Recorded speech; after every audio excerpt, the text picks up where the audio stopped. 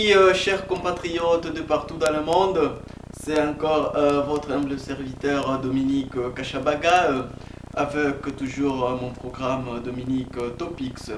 Et au fait, aujourd'hui je suis venu vous parler sur le problème qui concerne la réforme de l'immigration au Congo, la réforme du système immigratoire au Congo. Comme vous le savez, chers frères et sœurs, ce que nous observons aujourd'hui, ce que nous voyons aujourd'hui au Congo, ce n'est pas vraiment acceptable. Les gouvernements vraiment en place, vous devez fournir trop d'efforts pour réformer les choses. Les choses ne sont pas vraiment au niveau acceptable, comparablement aux autres pays du monde.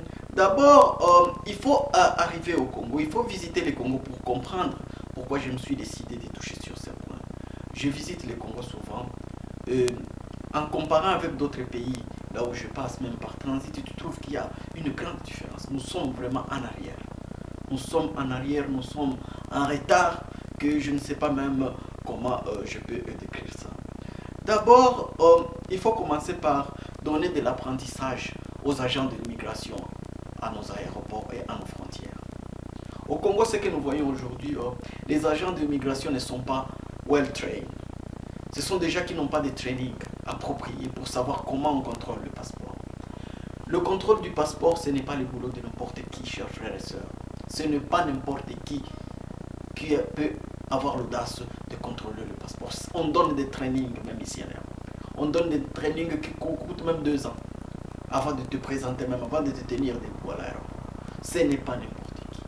Ce n'est pas n'importe qui. Que ton petit frère, ton beau-frère, parce que c'est un membre de famille, ok, va, tu commences à travailler à l'immigration. Non, ça ne se fait pas. L'aéroport, c'est l'entrée et la sortie des pays. Les frontières, ce sont nos entrées et nos sorties pour entrer, pour accéder à notre pays. Alors, s'il n'y a pas de contrôle vraiment efficace, nous risquons trop. Et c'est pourquoi chaque jour nous condamnons. Oh, on nous a attaqués. Les rebelles, les ennemis, on ne sait pas d'où ils passent. C'est parce que nos frontières même ne sont pas bien checkées. Nos aéroports sont presque à lambeaux. C'est triste. Le problème aussi des équipements. Fournissez des équipements aux agents d'immigration. Parce que ce que nous voyons aujourd'hui, il n'y a pas même des équipements.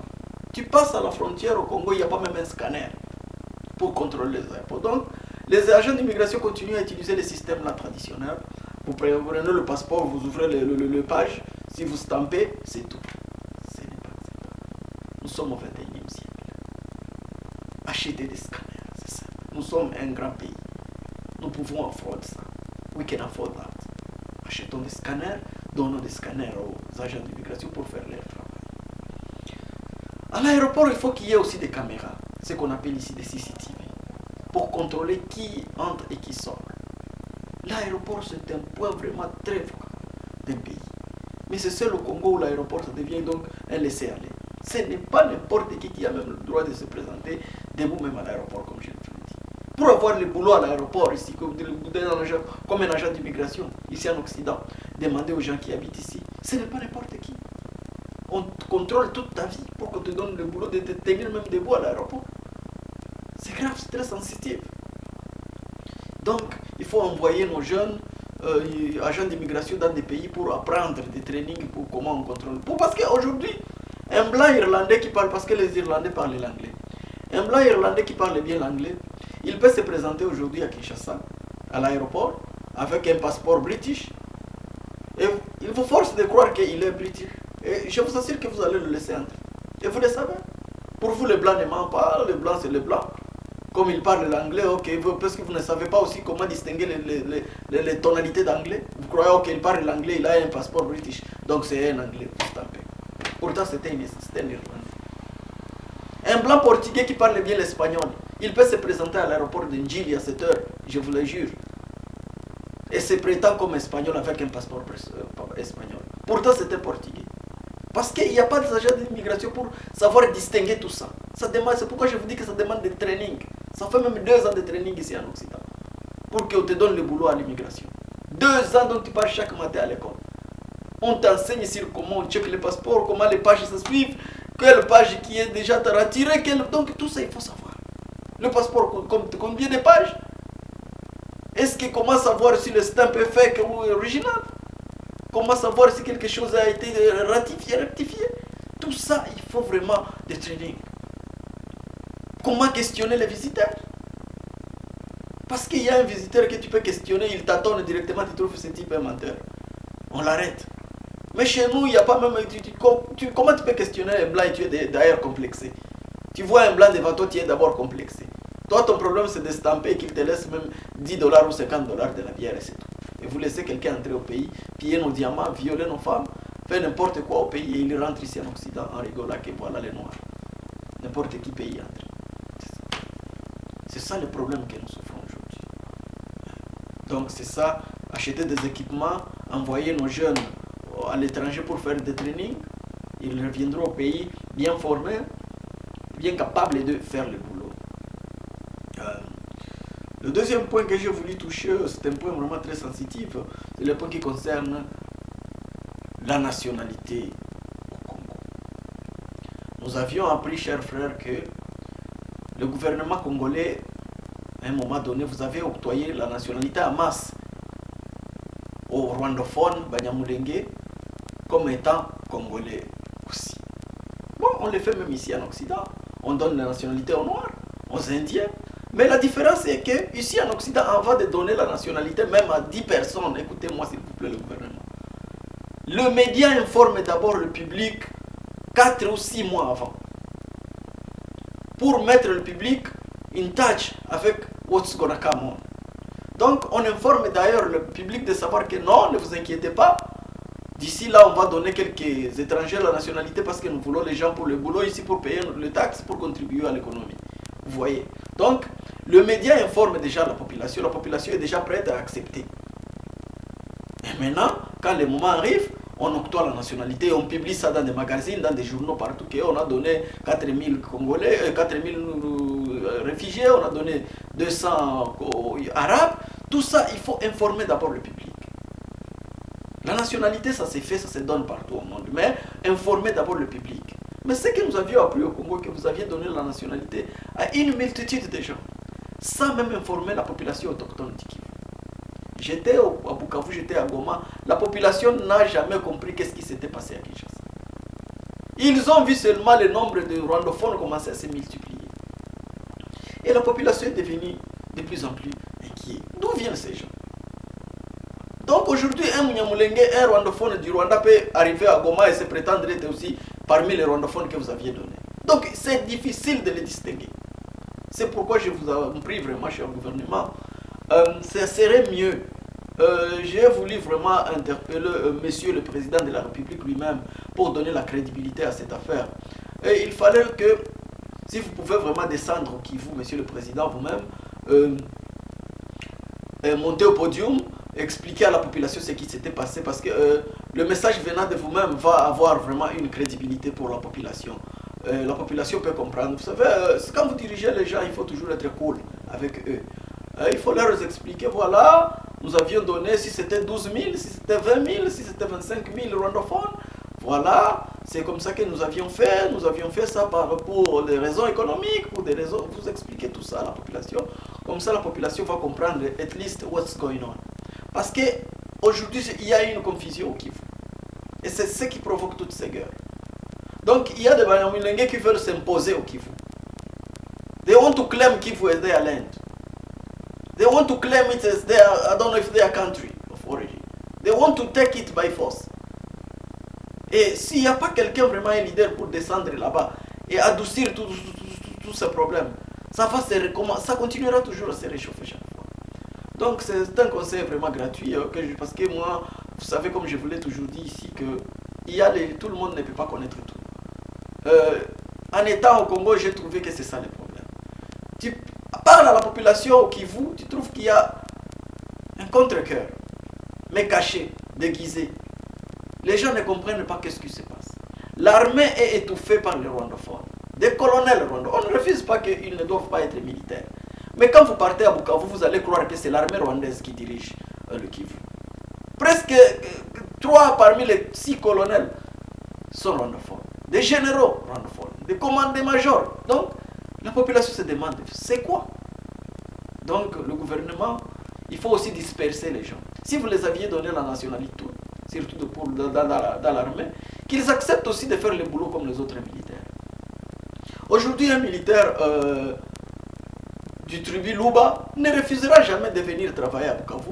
C'est ça, comment on appelle ça, la mission d'un militaire. C'est ça la mission d'un militaire, travailler partout où on t'envoie. Mais quand nous avons une situation où certains soldats commencent à refuser d'être mités, c'est grave. Ce n'est plus une nation, ça devient une anarchie. Même ici en Occident, les Blancs, tu arrives à Manchester, tu habites à Manchester, on peut te miter d'aller travailler à Newcastle, d'aller travailler à Glasgow. C'est ça la vie militaire. Si tu signes pour être militaire, tu dois connaître les codes aussi de l'armée. Mais ce que nous avions appris est qu'il y a un groupe de militaires rwandophones qui refusent, qui ne peuvent pas être déployés dans d'autres provinces. Eux, c'est le Kivu seulement. Alors comment on peut gérer un pays comme ça? Quand il y a un groupe de militaires qui refusent toutes les lois, qui rejettent toutes les lois de l'armée. C'est impossible.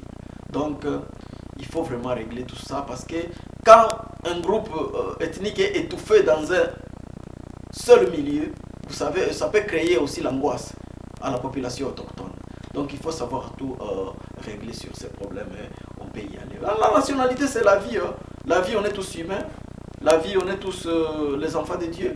Tout le monde peut vivre partout où il veut. C'est la vie. Mais l'important est que de respecter la loi. On ne refuse pas que vous les donniez la nationalité. Certains parmi nous aussi, Congolais, certains sont aussi British aujourd'hui. Ils ont des nationalités anglaises. Donc ça s'est fait partout. Certains sont américains, certains sont français. Mais nous respectons les lois ici. On te donne la nationalité, on te donne les règles. Ok, on te fait British, mais voilà, n'ose jamais faire ça, n'ose jamais faire ça. Et tu prêtes serment pour dire que oui, je suis d'accord, je n'oserai jamais faire ça. Mais c'est le Congo où vous donnez la nationalité aux gens sans même prêter serment, sans même informer, vous savez. Vraiment, chaque ministre qui va écouter ce message va checker son cœur et va dire oui, nous avions fait une erreur. Nous avions fait les choses pêle-mêle, vraiment. On ne pouvait pas donner toute une nationalité comme ça à des gens sans suivre les procédures. On n'a pas informé la population au Kivu pour leur préparer à tout ça. On a ces gens, leurs noms ne sont pas même dans les computers, vous ne savez pas qui a été octroyé. Ces gens, combien est-ce qu'ils étaient 20? Allez checker aujourd'hui, ils sont 40 déjà. Dans moins de 5 ans, dans moins de 10 ans. Donc, vous voyez, tout ça, quand vous faites des choses, il faut analyser déjà les conséquences qui vont venir. C'est comme ça qu'on gère les choses. Et je sais que ce n'est pas encore tard. Un gouvernement vraiment qui se décide, il peut encore régler sur ces problèmes. Comme ça, nous vivons tous dans l'amour de notre pays ensemble. Oui, parce qu'ils sont rwandophones, mais s'ils payent les taxes, ils travaillent, ils rejettent ces histoires de guerre chaque jour. On est tous humains, on peut travailler, on peut vivre ensemble. C'est ça la vie. Mais c'est seulement, il faut régler sur ces problèmes. Les problèmes aussi que j'ai voulu insister sur, et pour nous les gens qui habitons ici en Occident, c'est le problème de double nationalité. Cher gouvernement congolais, trop de pays au monde aujourd'hui commencent à favoriser le problème de la double nationalité. C'est-à-dire un citoyen gabonais, il peut venir vivre ici en Angleterre, devenir british, mais il garde toujours sa nationalité gabonaise. Donc un jour il peut rentrer au Gabon et jouir aussi le bien du pays comme d'autres Gabonais. Il peut aussi participer au débat officiel comme un autre Gabonais. C'est ça. Nous voulons aussi que vraiment le Congo soit en mesure de comprendre que de voter la loi pour dire que voilà, tu peux avoir déjà changé la nationalité, mais si tu as envie vraiment de revenir reprendre ta nationalité congolaise, voilà, elle est là pour toi, tu es né ici, tout le monde est fier d'être congolais, voilà, revenez, c'est ta nationalité, c'est ton pays, on ne peut pas te rejeter. Parce que ce que nous voyons aujourd'hui, si tu as changé la nationalité, c'est fini. Si tu es devenu français, n'ose plus venir dire au Congo, ah, je suis aussi congolais. Vous voyez. Donc, nous perdons nous-mêmes nos talents. Vous voyez, les pays qui avancent comme les pays comme l'Israël, Israël a été construit par, aujourd'hui même, elle est construite par la diaspora juive. Ce sont les juifs qui s'enrichissent ici en Europe, qui rentrent maintenant en Israël, parce qu'eux, ils favorisent la double nationalité et construisent des banques, des maisons privées. C'est ça. Il faut encourager des choses pareilles. Il y a trop de talents congolais ici en Occident. Il y a des gens avec des têtes ici en Occident. Mais quand vous leur dites que oh, voilà, comme vous aviez changé la nationalité, tant pis pour vous, c'est fini. Ça ne bénéficie personne. Donc c'est nous qui perdons nos talents. C'est ça, il faut y penser aussi et encourager ce problème. Le dernier problème était sur comment poster, comment voter, comment pointer le ministre des Affaires étrangères. Aujourd'hui, ce que nous voulons informer notre pays, ce que nous voyons dans le monde, presque chaque pays a compris que le poste de ministère des Affaires étrangères est réservé aux femmes. Les femmes sont plus écoutées que les hommes dans le monde diplomatique. Il faut savoir les réalités. Il faut étudier pour comprendre le monde. Vous voyez les grands pays même comme les États-Unis. Obama avait nommé Hillary Clinton. Vous voyez les pays comme le Rwanda. Kagame a nommé la femme là-bas, la ministre là, des Affaires étrangères. C'est pourquoi vous trouvez que cette femme, elle est maligne. Elle sait défendre son pays. Parce que la politique, c'est arriver même au point de mentir pour le bénéfice de ton pays. You have to protect your own interest. And that woman knows how to do it. She's ready to do anything to protect Rwanda, to defend it. Et c'est ça la politique, si vous ne saviez pas. C'est ça la politique. Cette femme a passé trop de temps ici en Occident. C'est pourquoi vous la voyez très maligne, très connaisseuse. Elle sait comment manipuler les affaires politiques, manipuler la langue, manipuler la langue pour camoufler la masse. C'est ça, c'est une politicienne.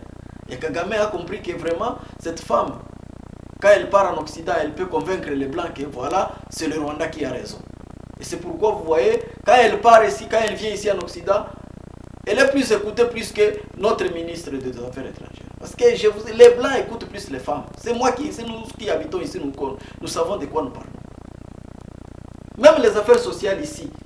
Une femme, quand elle part faire une demande de la maison, on la donne ça plus vite que non. Les Blancs écoutent les femmes plus vite. Et Kagame a compris ça aussi parce qu'il a habité aux États-Unis pendant longtemps. Donc il faut savoir les choses. Nous avons trop de femmes intelligentes ici en Occident, des femmes congolaises, très capables, des femmes vraiment connaisseuses. Tu vois une femme et tu dis oui, oui, cette femme peut jouer. Elle parle bien l'anglais, elle parle bien le français, elle parle le swahili, le lingala. Alors, c'est pourquoi je vous ai toujours dit que faites des links, faites des bridges avec la diaspora. Comme ça, nous pouvons nous entraider. Mais ce que nous voyons aujourd'hui, le gouvernement, vous êtes coupé de la diaspora. Vous boudez complètement. Quand vous nommez vos ministres, quand vous voulez nommer le ministre au poste, vous ne consultez même pas la diaspora. Vous piquez les gens certains n'ont jamais quitté le Congo. Certains n'ont jamais même voyagé. Alors, quand vous votez, vous postez quelqu'un qui n'a jamais même voyagé dans un pays occidental, à un poste de ministre d'un pays, vous voyez. Donc, le type t'attendra. Comment il se comportera devant un blanc? Tout ça, donc il faut savoir. Donc, on est ici pour nous entraider. Il y a trop de femmes capables ici. Choisissez une femme congolaise qui est éloquente, qui parle bien l'anglais, le français, le swahili, le lingala. Une femme vraiment maturée. Postez-la pour nous représenter. Ce sont des femmes pareilles qui peuvent aller contredire des femmes là de Mushikwa du Rwanda. Nous voulons des femmes vraiment capables. Parce que aujourd'hui, la diplomatie, sans vous mentir, c'est les femmes qui gardent. Les femmes sont plus émotionnellement écoutées. Et elles connaissent mieux les affaires sociales, plus que les hommes. Et c'est ça le petit conseil que j'ai voulu partager avec vous aujourd'hui. Parce que le pays, ça se gère ensemble. Le pays, ça se gère en travaillant comme ça, en groupe, en nous donnant des idées. Et à vous maintenant d'y réfléchir et d'y trouver quelque chose. Oui, oui. Le type ici, vraiment, il pointe sur un point vraiment à considérer. Oui, oui. Parce que quand vous nommez surtout le ministre, il faut un ministre connaisseur. Quand vous nommez un ministre de l'énergie, c'est quelqu'un qui doit savoir la chimie, la biologie, pour savoir comment faire des créativités. Mais ce que nous voyons aujourd'hui, vous nommez des ministres, parce qu'il était rebelle, il a déposé les armes, nous lui donnons le ministère de l'économie. Mais il n'a aucune idée sur l'économie. Le ministère de l'éducation, il n'a aucune... C'est ça le problème. Donc, avec le temps, je sais que ce n'est pas facile, mais avec le temps, petit à petit, il faut y songer. Parce que ce que nous voulons seulement, c'est que nous vivons en paix au pays. Nous sommes fatigués des guerres, tout le monde aime la paix, que les gens viennent visiter leur famille, viennent saluer leurs amis. S'il y a quelque chose à investir au pays, et tous on est fiers. Que les Congolais qui sont ici, les Congolais qui sont au pays, nous sommes tous Congolais et fiers de notre pays. Et c'est ça. Personne n'est contre personne, mais c'est en se conseillant comme ça que chaque pays au monde évolue. Chaque pays au monde évolue. Je sais que vous êtes aussi intellectuel, les gens au gouvernement, vous allez comprendre que vraiment, c'est un type vraiment à donner un coup de chapeau. C'est comme ça qu'on fera avancer notre pays. Bon, sans oublier, sans pour autant passer le temps, j'ai voulu saluer ma soeur Safi Sadi qui à Oregon, aux États-Unis, ma soeur Fifi Nande au Canada. Je n'ai pas oublié Jado Chamala, mon frère Jado Chamala en Afrique du Sud, Adam Katula au Zimbabwe, Mado Simba ici à UK, et sans oublier mon ami de tous les jours, Sami Bahati à Kinshasa. Merci, on est ensemble. Que Dieu bénisse les Congo et au revoir.